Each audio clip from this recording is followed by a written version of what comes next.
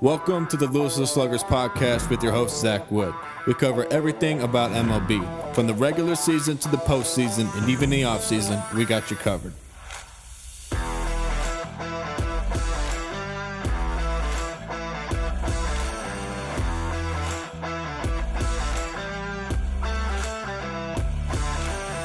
In episode 29, Marty, David, and I discussed Max Scherzer's 3-year, $130 million deal with the Mets, Marcus Semien and Corey Seager's big contracts to the Texas Rangers, Robbie Ray to the Mariners, Starling Marte, plus much more. We hope you enjoy the episode, and don't forget to shop our merch at LouisvilleSluggers.com. Thanks for tuning in.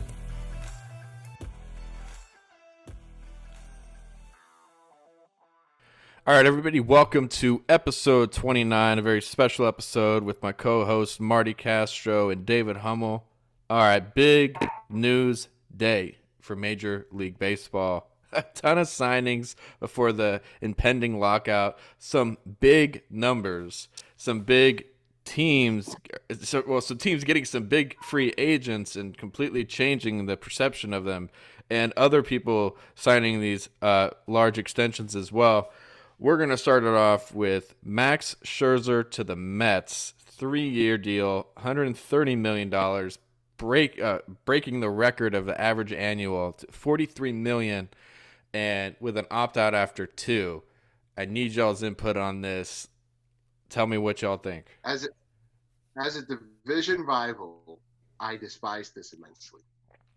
I feel with Scherzer going to the Mets, they're going to become more insufferable. They're going to complain harder now that they have 2 of the best pitching arms this side of the millennium, and they're still not going to make the playoffs. Ooh, that's a hot take. Not going to make the playoffs at all. Because here's the thing, though. Yeah, you have DeGrom, you have Scherzer, yeah, and you have who else do you have? They just got Marte. They just got Marte, 478. Okay. All right. So let's see. They got Marte. They got Lindor if he ever wants to hit. They have Alonso if he doesn't become a strikeout machine. And that's pretty much it. Cano is back, right? Cano is back. Yeah, Cano from using drugs. Here's the thing, though. Here's the thing. If you spend so much money to get 2 players, one of them is most likely going to be a future Hall of Famer, Max Scherzer. You're not building up a strong cast of him. Yeah, sure, you got Lindor and you got Alonso, but that's all about it. Your bullpen is awful. Your hitting core, when they want to hit, is awful. They can't do anything. They don't have a solid bullpen. They don't have a solid anything other than starting pitching. It makes no sense.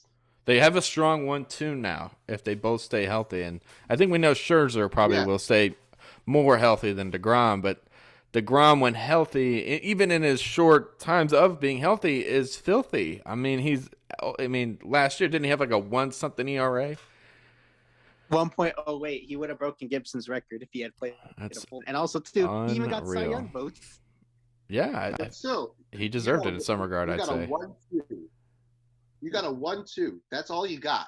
Like, you got to get that hitting core up to a strong enough door mark in order to actually get places. Because otherwise, you're not doing anything. You're just going to wallow in second or third place. Right. As you say that exactly, second or third place, they were third last year in their division. So, and they had led almost all season long. And then it was, I think what they said, it was one of the bigger drops of someone being in first like all season and then lost it. Not on the scale of probably the Boston Red Sox that one year, but definitely made an effect. 2011. Yeah. They said that after DeGrom got injured, that's when they all fell off because he ended up getting injured, and they thought he would be back by like the end of the season. They ended up shutting him down because they just wanted not to risk it. Now you got they said was a down part. Yeah, I mean, you still have Edwin Diaz if he, I think he had a bounce back year, right? And you mean Ed Luz Diaz? Ed Luz. Let me see his stats. It's Marty. It's a trap. Don't do it. And then you got Carlos Carrasco, right? I know he was injured for a little bit of last year as well, coming over from the Who trade with the Guardians. In the last 3 months. Yeah. I know Carrasco. I mean, he did decent. His time was there. And then remember, Syndergaard pitched the 2 games, but he is gone. But I mean, let's look at this team. You got Nemo, McNeil, Lindor, J.D. Davis, Pete Alonso, McCann. I really liked when they got McCann. I mean, I feel like that infield is going to be good, especially with the outfield addition there with Marte. They just have to stay healthy, stay consistent, and be smart. That's all they have to do. If they miss up on one of those 3 things, they're going to miss playoffs. Now, here's my question to you. Something I'm going to add. Sure. So a lot of people were predicting. They think that DeGrom and Scherzer could arguably be the greatest pitching duo of all time. I mean, I think they are, but I'm not saying they're the greatest. There was a lot of great duos before these 2 came together. I mean, they're probably the 2 best pitchers of the 21st century, but that's a little kind of far.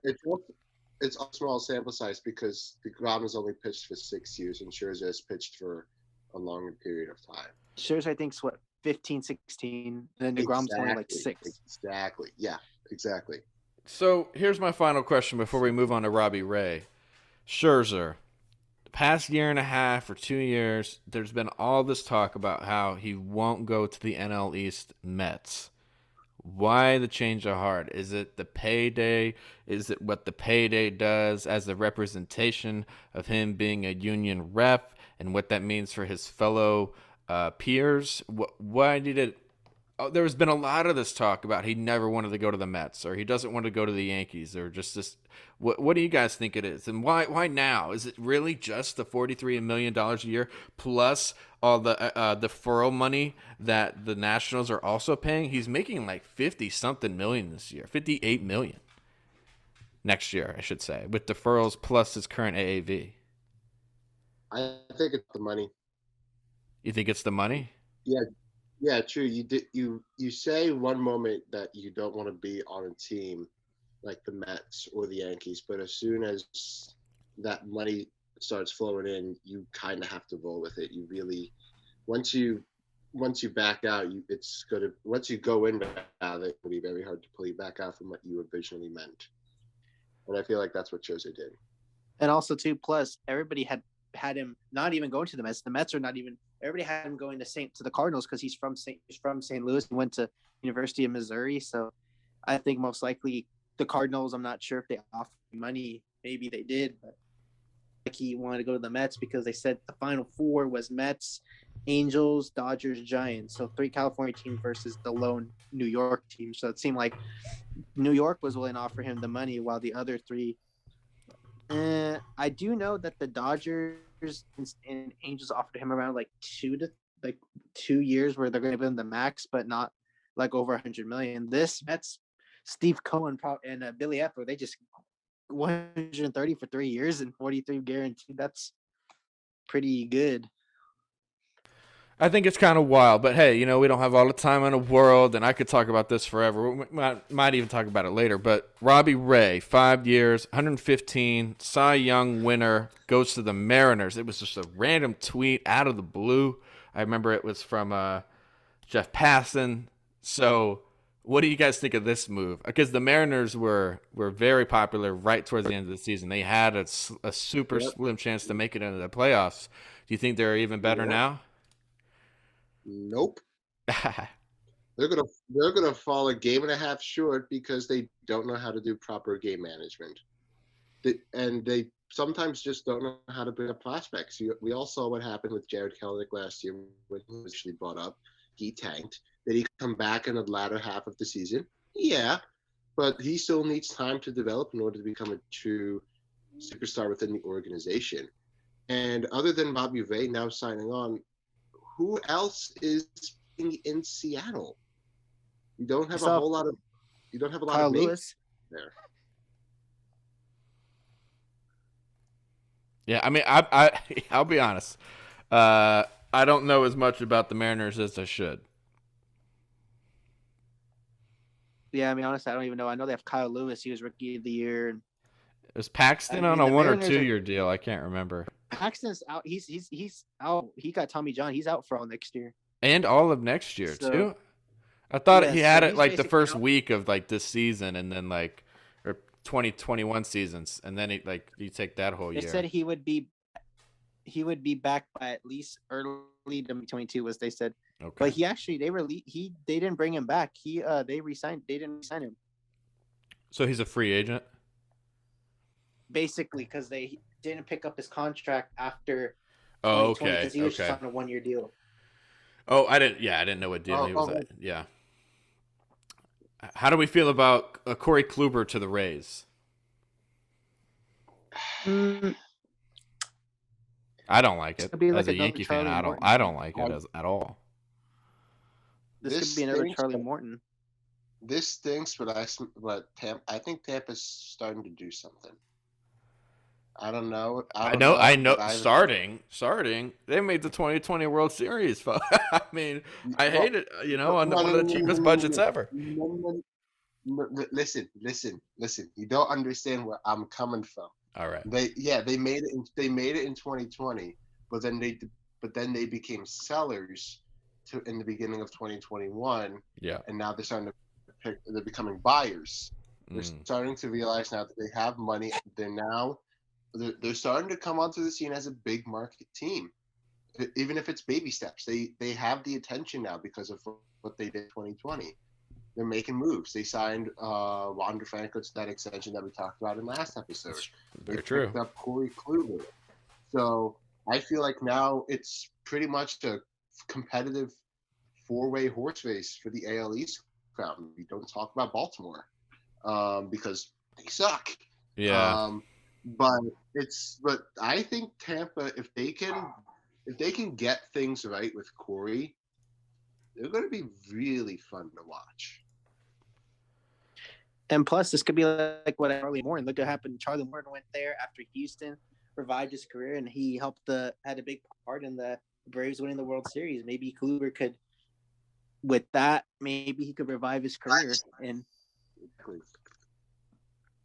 because Kluber from 2014 to 2018, he was one of the best pitchers. He's probably one of the best pitchers of this decade.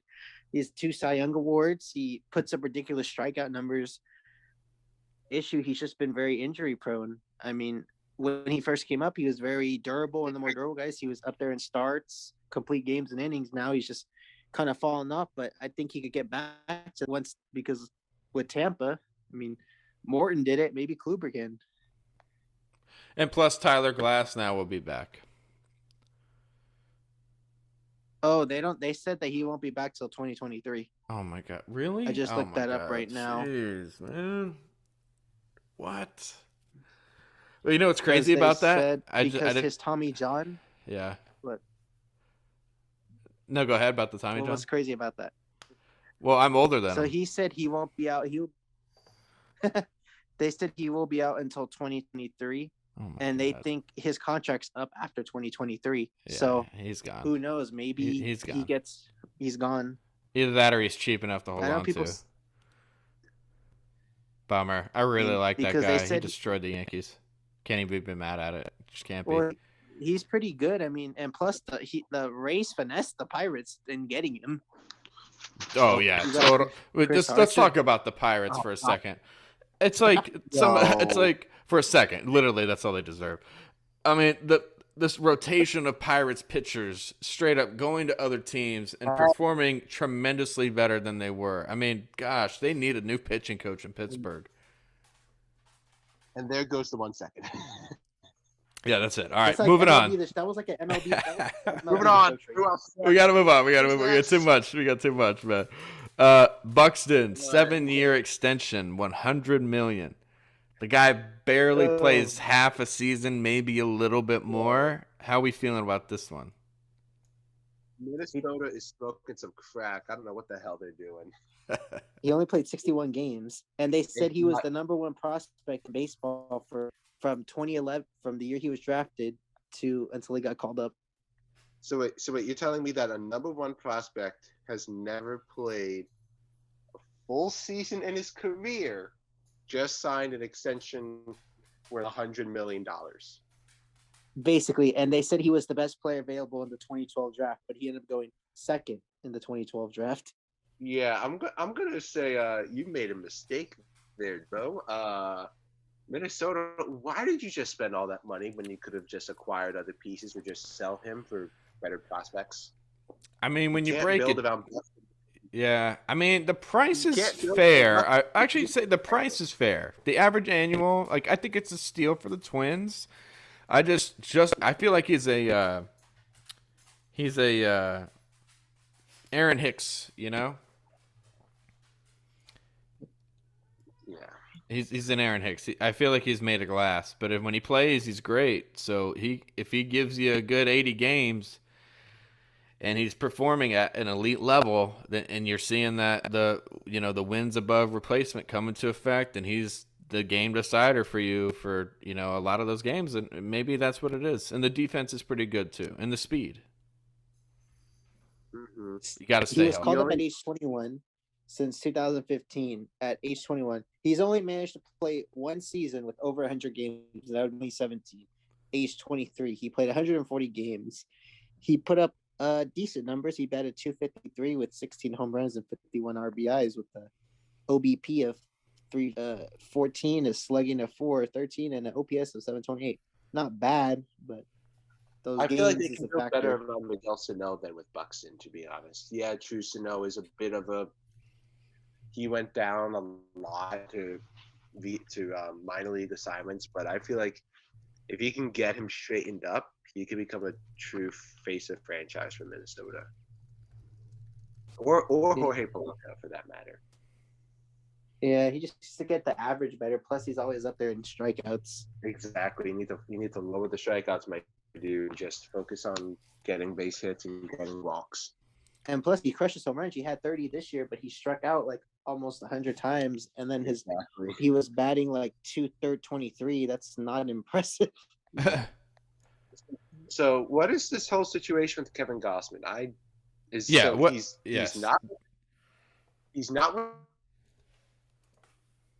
Yeah, the he Giants. basically left. Where in the world is he? Where is he going? Toronto. He went to Toronto for 5 years, $115 million. Wow. At this point, Toronto just open checkbooks for Bo Bichette and Vlad Jr. Just give them monies. Please give them monies. You're going to have to keep them unless you're going to have the I don't Yankees know if poach they'll them. be able to keep Bo Bichette, though. I think Bo Bichette I could see as a Cardinal. I don't think they're going to keep Bichette. I think they know with Bichette they could get a good return, and then the money they don't give to Bichette, they'll give to keeping Vlad because of, just who he is in general, What about Biggio? I mean, Biggio, he's just been injury prone. I mean, it's just sad because his dad was good. Oh, yeah. I think Biggio's great. I just got no. I just got news about the Marlins of how they got Jacob Stallings. Yeah, I heard about that one earlier. And then also too, the Blue Jays have, but their rotation looks decent. They got Ryu, Gossman, and Barrios. Yeah, if they can stay healthy, they're definitely one of those four that can come out of the AL East or with a wild card. Yeah, I mean Ryu, he just had a lot of injuries, but he's kind of gotten it back after he had that 2019 where he became Kershaw 2.0. Yeah. So wait, is Kershaw still in LA or he hasn't signed yet. Yeah, he'll go tomorrow. Right. He'll sign by tomorrow. Chris Woodward is trying to get him. He should. They should get him. I think if you get look at those three guys coming into the Rangers. That's a good. I mean, that's a brand right there. As we take a live look at the Philadelphia Phillies. Dude, I would love to watch a game with Kershaw pitching, Semien at second, and Seager at short. I would absolutely love that. At least I know I'm watching three great players that the Rangers still need some more pieces to be complete, but what a start. I mean, honestly. All right, let's move on to I guess while we're on topic. I thought we had already talked about it, guess not. Yeah. Marcus Semien, 7, 175. Corey Seager, 10, 325. It's $500 million dedicated to these two players over the next 7 to 10 years, So, thoughts, opinions, questions, comments, concerns. I want to hear them from you guys. I feel like you guys are going to have good input. Why? Well, I mean, it's the Rangers' 50th anniversary. Go all out. My main question is why. I think my why is on Seager, not so much. I'm fine with the Semien deal. I really I'm am. fine with Semien too. I think the Seager deal is why do you have issues atrocious. With the Seager deal? Why do you say that, Zach? I think it's a major overpay. I really do. Well, I mean, Seager said that the Dodgers weren't offering him nothing, and then he said the Yanks had offered him something, but there's no information about the contract. I'm curious to see what Cashman offered, but it seemed that the Rangers probably went up more, probably got the 10-325. I mean, now it makes him the highest paid shortstop in league history, I think. I'm sure other teams offered him 8 to 9 year, and then he told Texas add another year, and then they did, I don't know, man. I think I think it'll be fun to watch him. I just don't like the length. I don't know. Interested to hear what our other co-host Jake says later on this evening about it. I'm sure he was definitely ecstatic, but I don't know, man. I think it's an overpay. I mean, he was World Series MVP in Texas. He did have a good postseason. I mean, his stats this year, he only played 95 games. He's also had the injury bug because he had Tommy John surgery. 2020, he played majority of the season, but 2021 he was out for most of the season. But he did bat .306, so that's a good sighting. But on the other hand, I don't know. That's kind of those are contracts you don't know what you're gonna get. You can get maybe good five, and then a terrible 5. So yeah, I don't know. I'm trying to pull up his Baseball Savant page real quick. He had a great year. I'll give him that. Right, 306, like you said, 915 OPS. Absolutely, his hard hit percentage is 89. That's fantastic. His X slug was 90. So I mean, that's great. So I wanted to take a look at his stadiums. So expected home runs by ballpark, just to see if it would make any difference here. And I believe it's lower. I think it says 14. So he hit 18 in 2021. So out of those, it would have only been 14, I think. This tells how many of this player's home runs would have been out of other stadiums. This accounts for different wall heights and distances, but does not attempt to adjust for environmental effects. So for these purposes, the Blue Jays home field was still Rogers Stadium, Rogers Center, not Selin Field, I guess is how you said it. Salin, I don't know, but I think there's tremendous talent here. He's a lefty bat, right? And I think when he was on my target list for Yankees to pick up. Just wasn't. You and I, Marty, we talked about his injury, about being injury prone, and I just and then the talks are like, it was like, oh, he might have to move to third after a while, and it's like, then why are we picking him up to begin with? So I was like, I didn't see a point. Well, he's played second and third besides short. We already got we got 2 second basemen on our team. One of them is lucky enough to be able to play first and third, but our third baseman, I still really like. Oh my God, I'm drawing a. Thank you. I'm drawing a. Yeah, I love Urshela. I think his defense is great. I think he needs a better. Last year, I thought at the plate he wasn't as good as he was the year before. So. I think we need some improvement. I think if you added Correa or you add Story, I think the Yankees improve. I think if you bring back Rizzo, you could call it a day and go get some relievers and maybe a starter. But, all in all, I think it's all interesting. I think honestly, I love today. Today, it was like something new every 20 minutes. It was, we talk on this podcast about how, like, baseball's not doing enough to market itself. Well, I think today they killed it. I think MLB was the talk of the town. Yep. And then Yeah, we like take all these we take a contracts, all run. these money that's like going around, like that's big. And plus, we got the big news with Texas with Seager, and then Scherzer going to New York with DeGrom. Like that's pretty cool.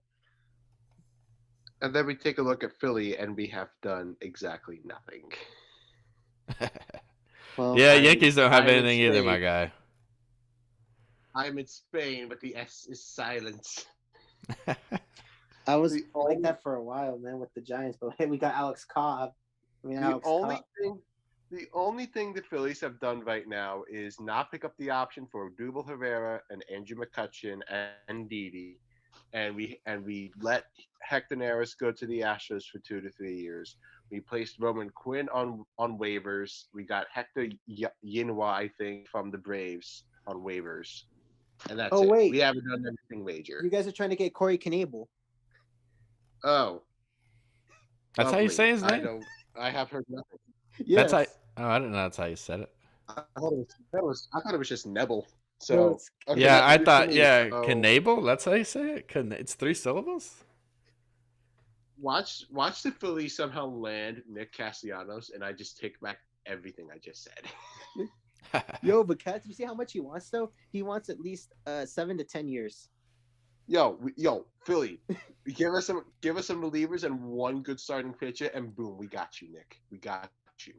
We got Bryce Harper. We got JT. We got Zach Gene Wheeler. Segura. We're all good there. We got Reese, and we need a third baseman. I just realized that we need a third baseman. Mm. But otherwise, we're good. We just need bullpen. All right, And that's the list of things I had on my topic of conversation. We wanted to provide a little bit of time for a therapy session here. Because is this as much as I love today? Some might find today to be stressful. So I want to get your take on all this, Dave. Is it too much news in one day for baseball? Yo, yeah, because you scroll through Twitter, and I just got back on Twitter after like a 2 month hiatus. I log on, I look at all these things, and I'm like, so he's going where and how much and what and huh? And then you hear the news about the new CBA stuff. You mix that in with the signings. You're like, great, I'm getting a repeat of '94. I Mm. don't like this. Make it stop. While it's true, like what you said at the beginning, yeah, it's good that baseball is branding itself. It's putting itself out there with basically over $1.5 billion being spent, I think, combined so far with how everything is with the free agent signings. Yeah. It's so much to take in because you're going through, once you figure out once a player goes, you ask yourself the questions like Zach asked: Why did he go here? Was it because of money? Was it because of amenities? Was it because of other factors? There's so many questions that go into your mind once a player signs, and if you get a lot of big names signed to different teams on the same day, your brain's gonna get fuzzed really quickly. So I just feel that, if you need to take that break from Twitter, take that break from Twitter, man. The only thing I'm waiting for right now is December 5th when they announce committee votes for the Hall of Fame. That's all I'm waiting for these days. There you go. That's all I can hope for. no words, man. This whole day was just eventful. With the first starting off with the Scherzer going to New York, and already like seeing with him and DeGrom now together makes me realize like maybe I should put some money down to see if both of them can get at least 200 Ks on the season. I saw that that odds like skyrocketing, so I might put a bet on that. I'm not sure, but that would be pretty cool. And then also too with the Seagers and everybody else. But my main focus, I'm just waiting for this whole CBA thing. I mean, I don't want to have no 1994. I mean, I wasn't even born in '94. That was 6 years before I was born. But my cousin, well, my aunt's ex-husband, was a replacement umpire for the '94 World Series. He used to be the umpire for the Padres at spring training in Yuma, and he was called up to be one of the replacement umpires. And he told me the story where they used to throw stuff at him because he was a replacement umpire. And no one wants scab players or umpires. No replacement players. Well, Joe Nuxall was one. He was 15 years old when he came up for the Reds. But Joe Nuxall wasn't a scab. He didn't come in to break up a strike. He was just the youngest person ever to be called up. That's crazy. To imagine if that happened today. If you were 15, get your chance. You leave high school for a day. What happens? You become a major league all-star. Brett, I want that. Yeah. It's crazy. Yeah. All right, guys. God help the sport. All right. With that being said, guys, it's been a pleasure as always. That's a wrap on episode 29. We're slowly getting back to the rhythm of doing these on a routine. I love it. Love talking to you guys. It keeps me motivated. What is a routine? It's a made-up thing where your mind thinks that you're doing things at the same time all the time. Oh, so it's like procrastination. Got it. It is, man. I'm terrible at it. ADD over here. All right, guys. No, we love it. It works. It works. All right, guys. Take it easy. It's been a pleasure. Take it easy. Thanks. Bye. Bye. Thanks for tuning in to the Louisville Sluggers podcast. As always, you can follow us on Facebook and Instagram at Louisville Sluggers and on Twitter at L-Town Sluggers. Thanks again.